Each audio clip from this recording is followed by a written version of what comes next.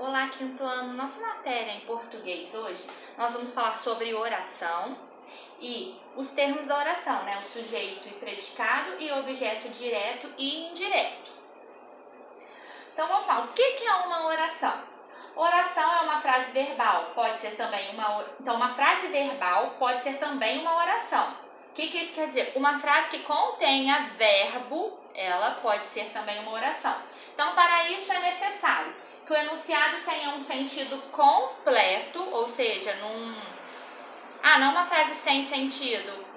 Camila jogou, né? Camila jogou o quê? Então, isso fica sem sentido. Então, tem que ter sentido completo. Camila jogou a bola. Aí tem sentido completo. E que o enunciado tenha verbo ou uma locução verbal. Por exemplo, Camila terminou a leitura do livro. Essa é uma frase. Essa frase tem verbo? Sim. O verbo aqui, ó, terminou, que é do verbo terminar. Então, é uma oração. Tá? Então, ó, atenção, nem toda frase vai ser uma oração. Igual o exemplo aqui, ó. Por exemplo, que dia lindo. Que dia lindo. Tem verbo essa frase? Não, ela não tem verbo. Então, esse enunciado, ela é uma frase, pois ela tem sentido. Quando eu falo que dia lindo, tem sentido, é uma frase que tem sentido. Porém, ela não tem verbo.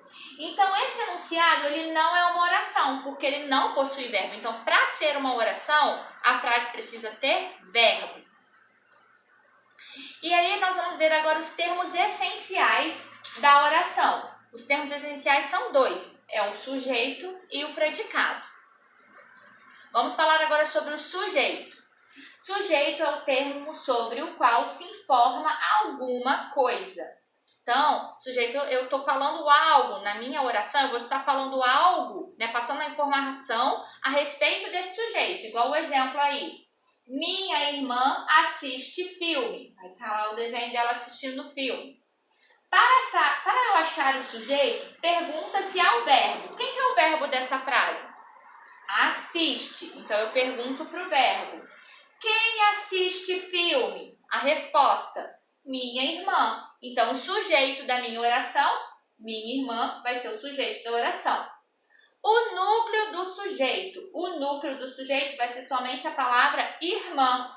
Porque o núcleo do sujeito é a parte mais importante do sujeito. O núcleo do sujeito, ele sempre será um substantivo ou um pronome. Então, no caso, se o sujeito é minha irmã, qual é o substantivo? Irmã. Então, irmã é o meu núcleo do sujeito. Pode ser também um pronome. Então, se a frase fosse ela assiste filme, o sujeito seria ela e o núcleo do sujeito também seria o ela. Tipos de sujeito. O sujeito ele pode ser simples ou composto. Sujeito simples é aquele que possui apenas um núcleo. Exemplo, Pedro brinca com os carrinhos.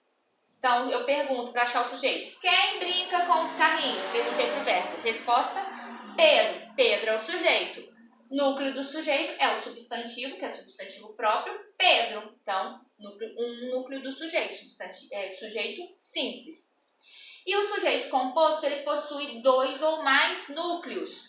Exemplo, Tiago e João jogam bola. Vou perguntar para o verbo para saber quem é o sujeito. Quem jogam bola? Quem está jogando bola, né? A minha resposta, Tiago e João. Neste caso, eu tenho dois núcleos do sujeito, porque são dois sujeitos. O Tiago e o João jogam bola. Então, o núcleo do sujeito, Tiago e João. Então, é um sujeito composto, porque possui mais de um núcleo. Vamos falar agora sobre predicado. Predicado é o que eu vou informar sobre o meu sujeito. É o que eu estou falando sobre esse sujeito. Exemplo, Vera estuda para a prova. Tá lá a Vera estudando. Para se achar o predicado, aí é o contrário. Agora nós vamos perguntar para o sujeito. Pergunto para o sujeito, o que Vera faz? A resposta, estuda para a prova. É o que ela está fazendo, estuda para a prova. Então, estuda para a prova é o predicado dessa minha oração. O núcleo do predicado vai ser o verbo que eu tenho nesse predicado. Então, estuda para a prova. Qual é o verbo? É o estuda. Então, o núcleo vai ser o verbo estuda. O núcleo do predicado é o verbo. É a parte mais importante do termo, ou seja, a parte mais importante do predicado. Nós vamos ver agora também sobre o objeto direto. O que é um objeto direto? É o complemento que vem junto ao verbo. É porque existem verbos que às vezes se eu falar, igual, vamos dar o exemplo do que está aqui mesmo. A cozinheira fritou. O verbo fritou, se eu só falar, a cozinheira fritou, vai ficar sem sentido. Porque quem frita, frita alguma coisa. Então, ou seja, esse verbo fritou, ele precisa de um complemento. E esse complemento vai ser o objeto direto aqui nesse exemplo. Olha só.